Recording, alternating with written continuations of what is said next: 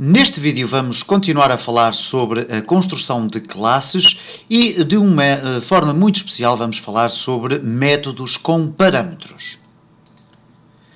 De regresso ao nosso programa sobre Object Oriented Programming, neste caso em Java, programação orientada por objetos, como já tivemos a ocasião de reparar, é então uma forma de programação que se baseia na construção de classes, que são, na prática, moldes, que depois nós podemos instanciar, isto é, criar objetos a partir desse molde, e cada objeto irá assumir um conjunto de campos ou propriedades, como lhe queiram chamar, e também de métodos que lhe estão associados. Eu tive a ocasião então de limpar todo o projeto anterior para voltar a ficar aqui apenas com a classe principal OOP e o método main, que é necessário para a execução do código Java. Vamos criar aqui, para a exemplificação do que são métodos, vamos criar aqui novamente a classe animal. E para isso vamos selecionar aqui o Default Package e vamos criar aqui uma classe. Vamos chamar-lhe animal e clicar em Finish. Na classe animal já vimos então que nós podemos ter as propriedades, ou os chamados campos, ou fields, que neste caso nós podemos chamar, por exemplo, como da seguinte forma. Neste caso, definimos uma variável, string, e depois damos aqui o nome do animal, por exemplo, ok? E então, um int, por exemplo, número de patas do animal, ok? Os métodos são, então, as funcionalidades que nós podemos construir nas nossas classes e que depois irão fazer parte das funcionalidades dos objetos que nós criamos.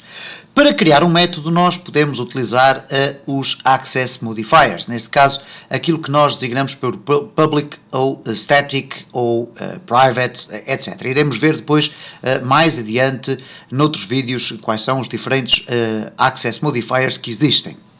Por defeito, eu posso criar um método, primeiro definindo o seu Access Modifier. E neste caso, vamos escolher aqui Public. De seguida, eu vou definir qual é o valor que é devolvido pelo meu método. Não vamos ver ainda neste vídeo a devolução de valores, iremos vê-lo no próximo vídeo. Mas vamos falar aqui então de um dos mecanismos mais utilizados, ou das palavras mais utilizadas, que é void. E a palavra void significa vazio. Ora, significa isto que eu estou a criar um método que não vai retornar qualquer espécie de valor. E depois iremos ver no próximo vídeo o que é que significa isso de retornar um valor. Então vamos aqui fazer public void e vamos, por exemplo, aqui colocar uma função, o nome de uma função, ou neste caso de um método, peço desculpa, definir nome. Okay? E vamos colocar aqui o método criado desta forma. E, portanto, aqui atrás eu vou colocar um breve comentário apenas para me guiar, indicando que este método serve para definir o nome do, o nome do animal. Ora, o que é que vai acontecer aqui? Eu vou poder então executar uma determinada porção de código de cada vez que eu evocar a execução deste método. E neste caso eu vou definir aqui a variável nome da minha string. E posso então definir nome é igual a, por exemplo, treco. Ok, pode ser aqui o nome de um gato, o nome típico de um gato, ok? Muito bom. Vamos então aqui regressar ao nosso método main e vamos instanciar a classe animal. Neste caso, animal gato1 é igual a new animal, abrir e fechar parênteses, ok? Ora, neste caso temos então aqui uma variável do tipo gato1, ou neste caso, melhor dizendo, um objeto gato1, que é do tipo animal. Eu posso definir mais do que um objeto, neste caso animal gato2, e vamos agora verificar o que é que acontece nesta circunstância. Se eu fizer o seguinte, gato1 ponto definir nome, eu vou estar, na prática, indicar a gato1 para executar o método que está aqui inscrito nesta classe. E, portanto, se a classe contém este tipo de mecanismo, então ela vai estar disponível para qualquer objeto que é instanciado. E depois, se eu quiser mostrar o nome, uma vez que não existe aqui nenhum access modifier, nenhum modificador a anteceder o tipo de variável, o tipo de propriedade da minha classe, vai significar isto que, por defeito, estes valores são públicos. Então eu posso aceder a eles da seguinte forma: system.out.print ln, e agora vou definir aqui dentro de parênteses o que é que eu quero que seja apresentado. Neste caso, gato1 ponto, e agora nome. Ok? Vamos executar este código e vamos ver o que é que acontece. Executamos o código e aqui no fundo vai aparecer então o nome do nosso gato. Neste caso nós definimos gato1, pedimos para que fosse executado este método chamado definir nome e automaticamente o método vai produzir esta alteração na variável nome e vai passar a chamar o nosso gato de Tareco.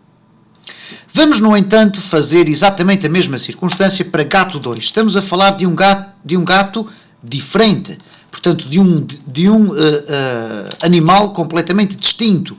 Deverá ter um nome diferente. Só que quando eu fizer aqui definir nome, o que vai acontecer tecnicamente é que se eu agora fizer aqui a impressão do nome de gato2, o resultado vai ser exatamente igual. Isto é, tanto o gato1 como o gato2 têm o mesmo nome.